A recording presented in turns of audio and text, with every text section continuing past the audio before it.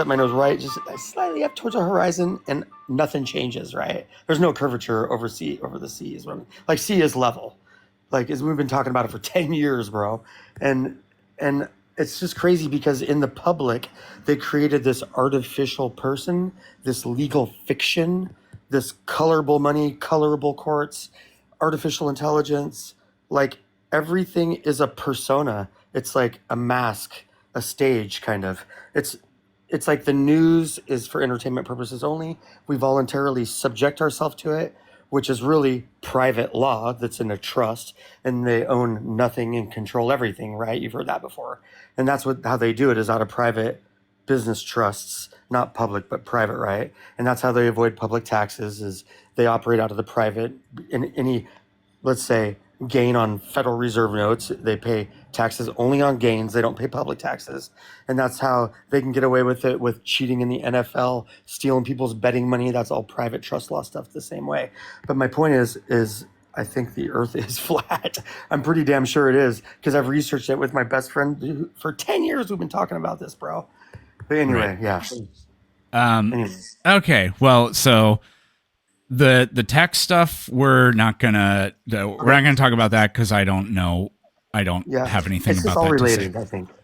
But the Earth being flat, so you think there's evidence? Okay, so the thing about an attitude adjuster, planes don't dip their nose to compensate for the curvature of the Earth. Right. They don't have to, because if you're flying at a specific altitude, it means that you will just follow the curvature of the Earth, because if you are maintaining the same altitude, you will naturally maintain that same altitude as you go over the curvature of the Earth, because gravity is always pulling the plane down, but the plane is generating lift, and so the plane maintains a particular altitude that way, and as it moves forward, it just would maintain that.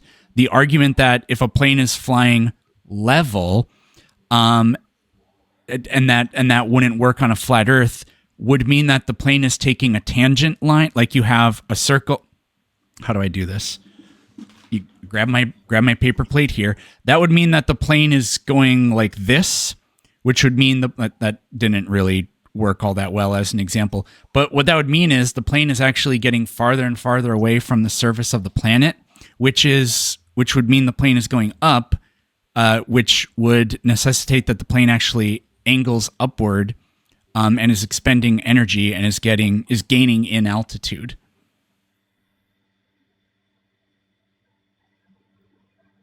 Yeah, me and him have been studying attitude. We like I said, I can't even put it into words how much we've talked about this. He's like basically like going around a globe.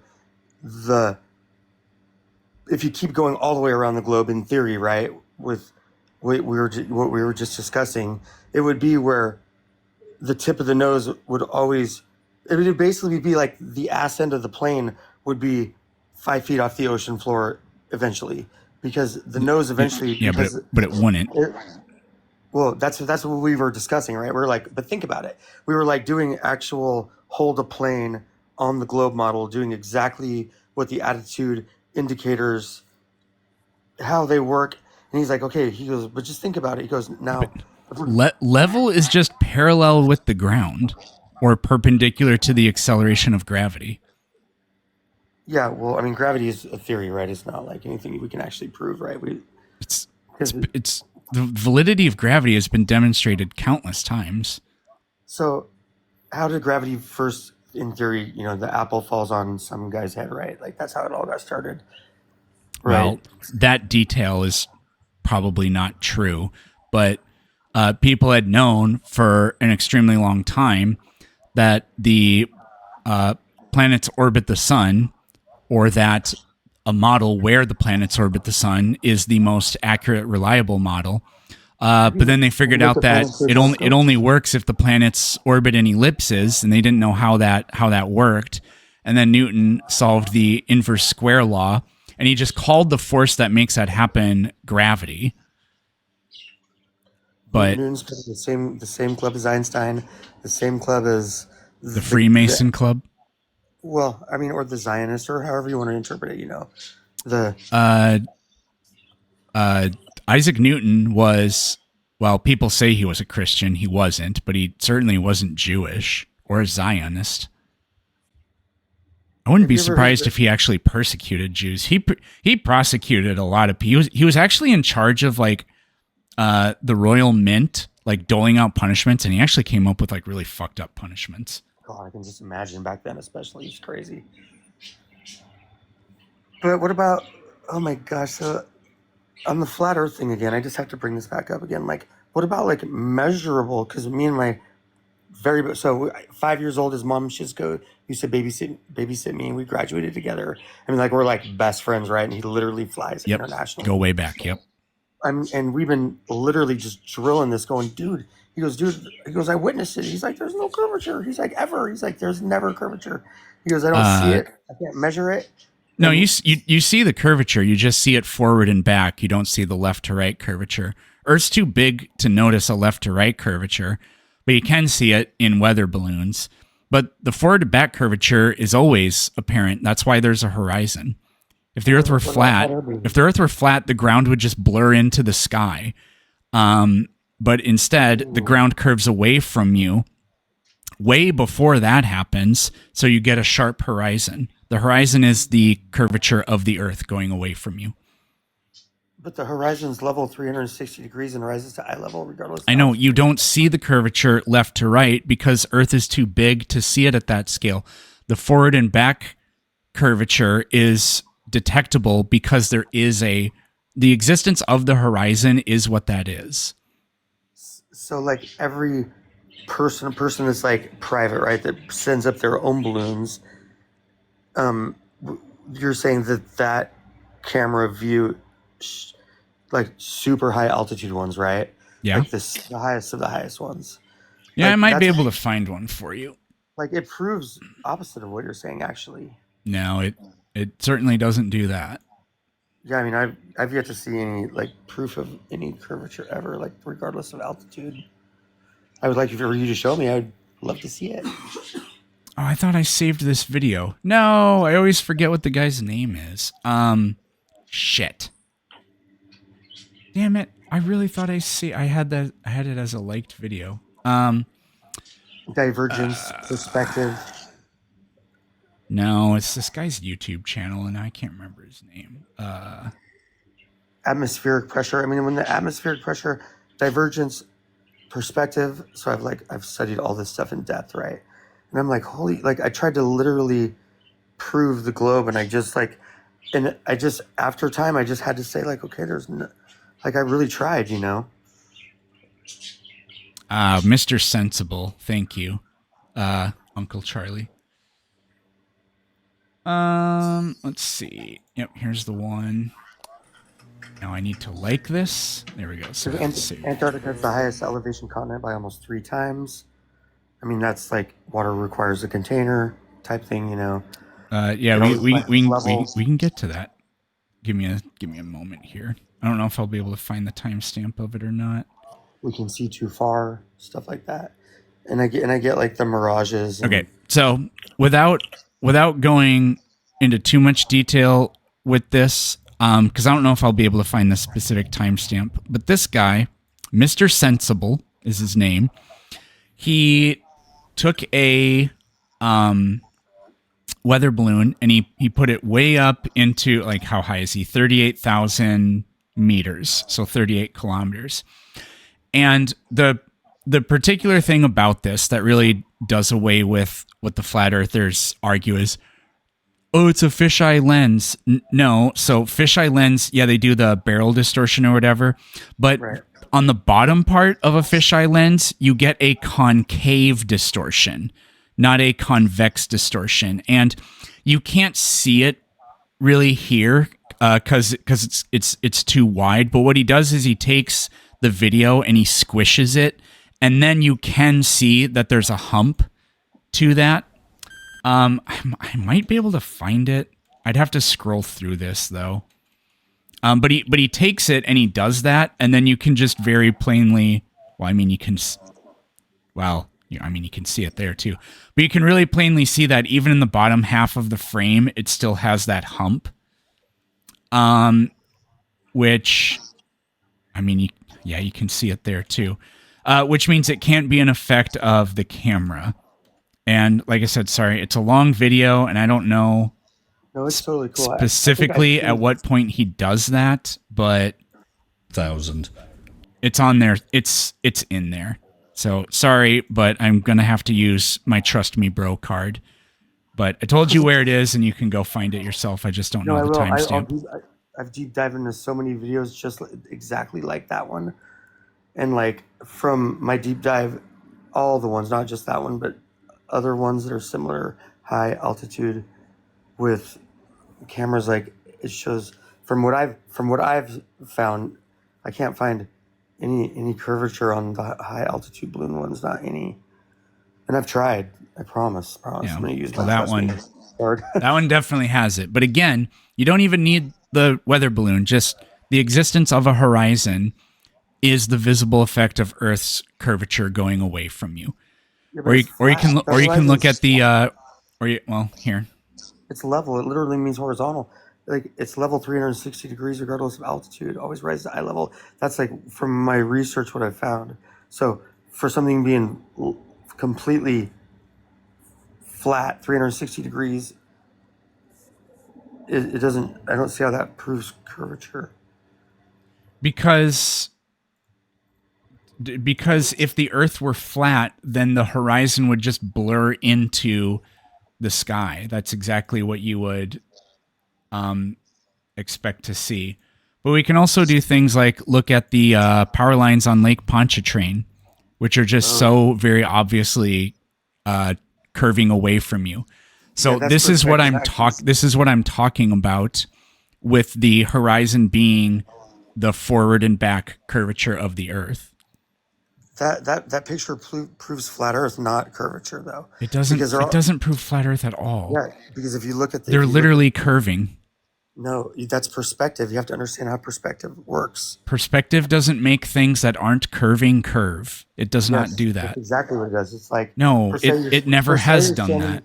Per se, you're standing directly underneath the telephone pole, as an example, right? And you stand right underneath the telephone pole, and you look at the very top of the telephone pole, and then you look at the next telephone pole, and then let's say there's an exact same height of telephone poles. That will create 2-point perspective. 2-point perspective has no curvature. That will look like it looks like it goes downhill from the very top, standing underneath looking. Downhill is not what curvature looks like. 2-point perspective has no curvature.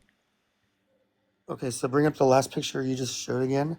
So if you look at the construction of these, they're all the exact same. They're the same size, right?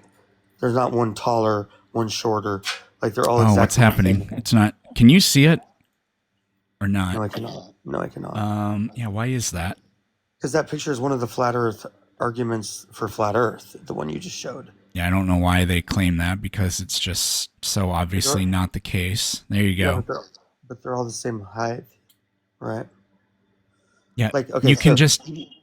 It's skydivers don't. TikTok is okay. TikTok is fucking up because it keeps disappearing. Okay, yeah, this is curving. It's straight and then it disappeared again. So it's like how our eyeballs work. You know what I mean? It's no. So you think your eyeballs do not work that way? Your eyeballs do not make straight lines curve. And in that picture, if you look at it, it keeps disappearing while I try to show it to you. I mean, I can try one more time here. But look at the cement, whatever those are called. If I were to draw a straight line, that straight line would continue going up and up and up, but it doesn't. It literally curves down. The straight line following the bottoms of those should keep going up, but that's the opposite of what it does. 2 things real quick. 1, in the spirit of Black Friday, for the next 2 weeks, my entire store is 15% off. Also, I created a ton of new designs, and you can now get new t-shirts in sizes from small to 3XL and in up to 8 different colors. Click the link in the description to check that out. That's perspective. I'm pretty sure that's. I mean, I don't know how much you study perspective or if you have it all. Perspective can't make straight things curve away from you. I mean, they could if the surface is curved. Yeah, that is what would happen. No, it appears so as something further away, as something gets further away. So the sun is the same height off of the Earth, and as it gets further away, right, it appears to go down, down, down, down, down. But really, it's the same height off the Earth as the same telephone pole is the same height off. You know, all the telephone poles are the same height. But if you look at them 50 miles away, it's going to look like as the last one is only you look at your finger, you can hold it in your finger, it's only an inch. If you look at the very last one, it looks Buddy, it's I really don't know small. how to make this more clear. Something getting farther away from you and maintaining, but always being at the same altitude would make, as you plotted where it is, it would draw a straight line, a perfectly straight line, 2-point perspective. If instead it is maintaining altitude, but the ground is curving away from you, then as it gets farther away, it will dip in a curve, which is not linear. We always see curve, not linear. Yeah, I'd have to disagree because even if it's exactly the same, But you can't disagree because look at the picture. You see curve. yeah, because of perspective. That's what I'm trying to say. Perspective doesn't do that. Perspective doesn't make things that are linear appear curved. It So doesn't do that. It can't do that. The telephone pole you're standing directly under, and It you won't straight look up to the top curved. of it. Now what you the only way this works is if you imagine taking a panoramic photo, which is not what this photo is. So in your model, you're saying that it goes all the way down a hill, all the way to upside down in your model? In relative to where you are, right? Relative to where you are, there are other things that are orientated the other way around, but you're orientated the other way around with respect to them. What about the symbolism? So like it sits on its axis at 24.4 degrees, right? Like 24.4 is 666. And then 20 all the no 2 is not 6, 4 is not 6, and then what was it, point 5 0.4, that's not 6 either. So you have three numbers that are not 6, so they are not 666. And the tilt of the Earth is about 23.5 degrees, not 24 point something.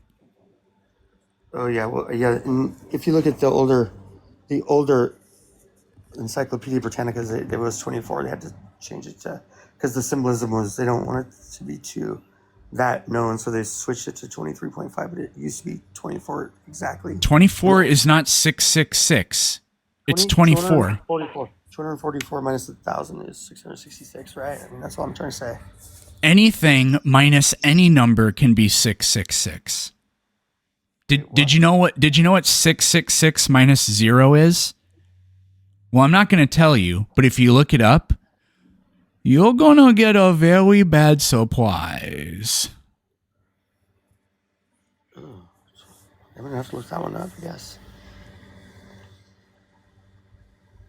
So let's say it curves at 0.8 per mile per 0.8 feet per mile 8 squared. inches per mile squared. Yeah, but if it's in inches, it's 0.66. Just so you know, feet per mile squared. Which I thought was inches. 8 is 2/3 of a foot. Okay, then do it in meters, and now all of a sudden that disappears. Yeah, I know, but in feet they always sneak it in there somehow. No, they don't. Circumference, you have the moon. Yeah, if you start to look into it, you have to deep dive into the symbolism and then see how much. You can find patterns anywhere if you arbitrarily pick units and decide to subtract it from some arbitrarily, separately arbitrarily picked number. Yeah. And we spin around at 1,000. What do they say? 33 miles an hour. There's no such thing. Miles don't exist in the universe. If you want to understand Earth's spin, you do it in rotations per minute or rotations per whatever. That's under the assumption we've been to space, right? You're assuming that we've been to space. Well, we can prove that. Oh yeah. Did you know how many books are in the Bible? Yeah. 666. Yeah. Well, that's the New Testament, I think, or something, isn't it? Oh, no, that's the whole book. You're right. No, it's the whole book. 666. Yeah. Well, it's not. It's 66, but 66 is 666. Yeah, it makes you think. I wonder who was part of writing that thing. Yeah, They've been Satan doing it for a probably. long time because they Which means control natural. if you believe in Scripture, then you believe in Satan. And Scripture clearly says that the Earth is flat. So therefore, if you think the Earth is flat, you're a Satanist. Well, I just believe what I can see myself. I mean, I don't just believe what anybody tells me. That's what I believe. Sounds like something Satan would do. Yeah, because he's the prince of lies, right? And he's the deceiver, and it's like they control natural law. They control Oh, TV so radio. God's, if you read the Bible, you would know that God says, lean not on your own understanding, but you're leaning only on your own understanding. So therefore, you are doing the work of Satan. You're Yeah, literally going against God. and my best friend, international airline pilot friend too, who's right there in the mix of it, flying from here forever. Gosh, he goes everywhere. Gosh. But yeah. Anyways, I guess we're just gonna have to agree to disagree. I'm pretty sure that when you walk outside, I don't think we're moving. I mean, even Einstein said you can't prove that the Earth is moving. There's no such thing as absolute motion, no. This is what you should watch. So you do agree that relativity is true. The theory of relativity is true. The theory is. Yeah, okay. Yeah, we can manifest. So you acknowledge relativity. So the thing, this is what I want you to, before we end our conversation, I want you to just promise me that you can go to BitChute, go to high frequency radio, and then from BitChute to high frequency radio, go find Einstein is a closet geocentrist, and then watch that video, and it's fascinating.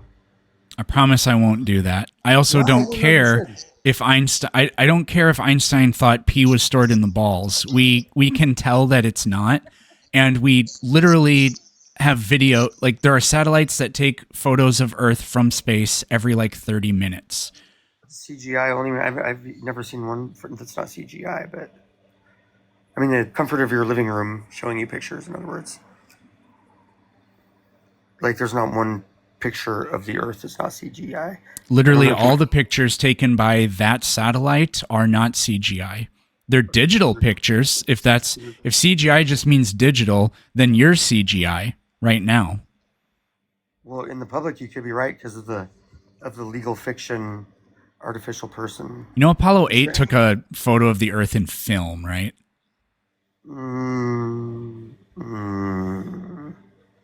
No. Oh. Well, now you do know that. I just know that how much NASA gets every day from us, and I believe that this is just fraudulent. Everything's commercial, right? If you look at like where the airplanes fly on a flat Earth map in comparison to the globe, it makes perfect sense since the objective is not to spend more money on gas than you need to. So on a flat Earth map, it makes perfect sense why they fly where they do first. You literally made an economic argument, and then you tried making a geographic argument. You know that we've flown over the South Pole before, right? So the Earth literally can't be flat. Read the Antarctic Treaty. You'll find that there's no public that goes.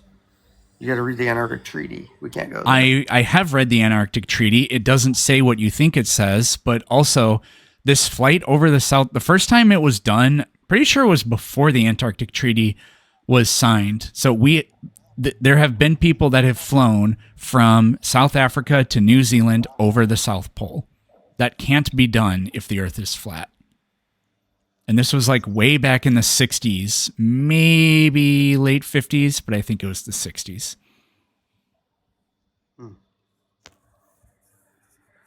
It's as far as the east is from the west. I mean, I don't think you can circumnavigate north and south. In other words, if you head north, due north, one direction north. He headed due south. He left South Africa going south, flew to the South Pole, and then from that point he was flying north and landed in New Zealand.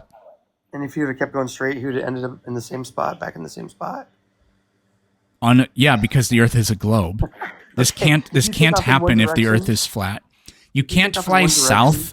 You can't fly south from anywhere on Earth if the Earth is flat, and then at some point end up going north. Correct. So therefore, the Earth can't be flat.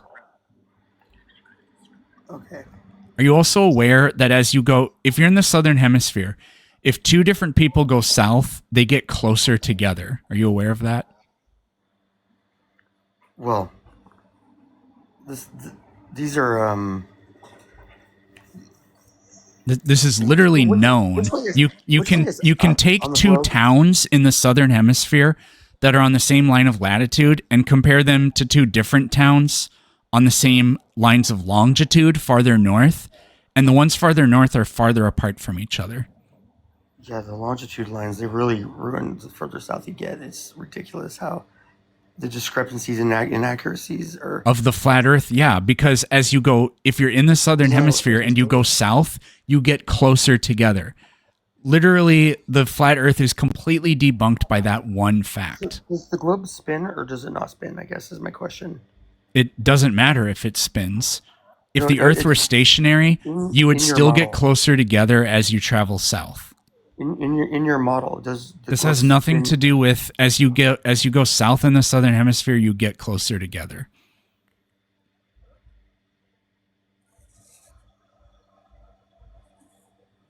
Has nothing to do with that. Also, when they were doing the final experiment, when they were in South America, the sun rose to their southeast.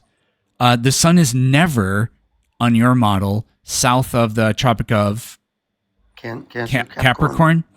Yeah. So therefore, it can never appear in any direction other than northerly. Like it'll be to the east or west, but it'll always be north. It cannot possibly be south. Yet that's exactly what was observed. I guess the biggest confusion for me on your model is which way is up.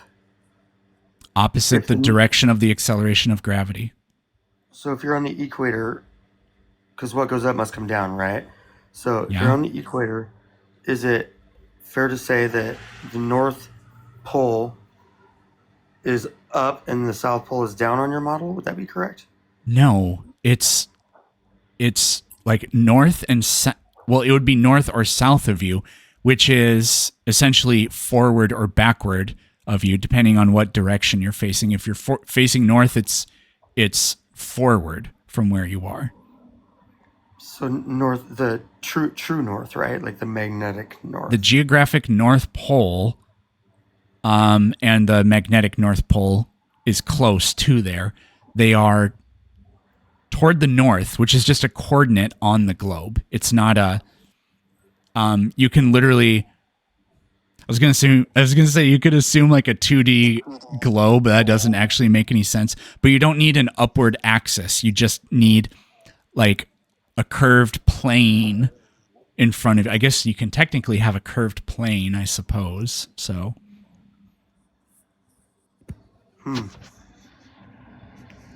North is not in the direction of a z-axis.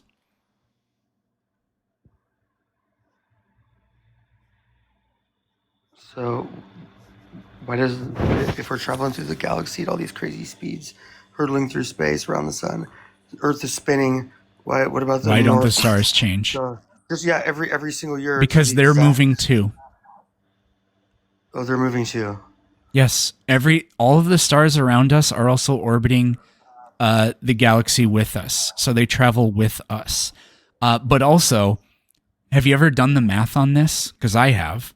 Yeah, it's pseudo math. I've done some pseudo math equations. It's not pseudo math. It's literally your argument is, well, even if the Earth were a globe, then the stars would change.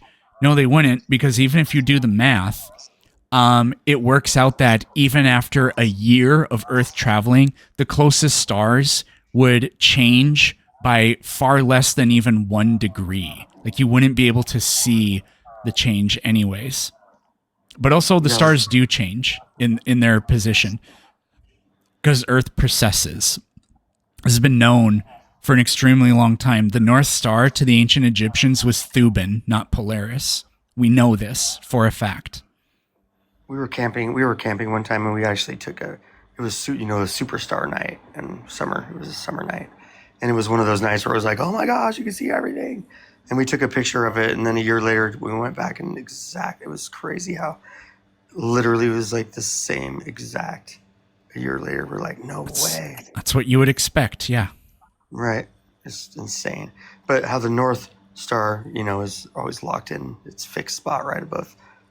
Except it isn't, because the Egyptians had a different North Star than us. What about the Georgia Guidestone, though, where the Georgia Guidestone would put the North Star in through the stone? I mean, you heard about that, right? Yeah. Over a course of mere decades or even a few centuries, the Earth's precession does not get you to a point where like the North Star, for example, would change. But over millennia, it does. And we know this. We have the Egyptian astrological records. We know we have their star maps. We know what star they designated as their pole star, and it was Thuban, not Polaris. They were a geocentric. They were the ancient civilizations. It doesn't matter if they were geocentric or not. Okay. Yeah, I was just saying that they were depicting it from that perspective, right? That's still irrelevant. And you can't see the North Star from the southern hemisphere? Well, that's the perspective thing I was trying to teach you from the telephone pole. Perspective can't do that. It's exactly what it does. No, it doesn't do that.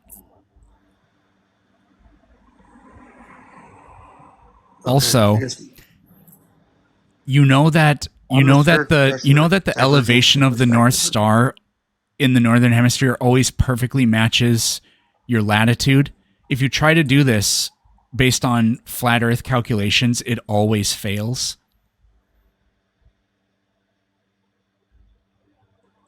Not visible south of the equator is because of perspective. That's, first of all, not true. Second of all, it's not what I said. In the northern hemisphere, you can calculate where the North Star is. All you need to know is how far away you are from where the North Star is directly above you.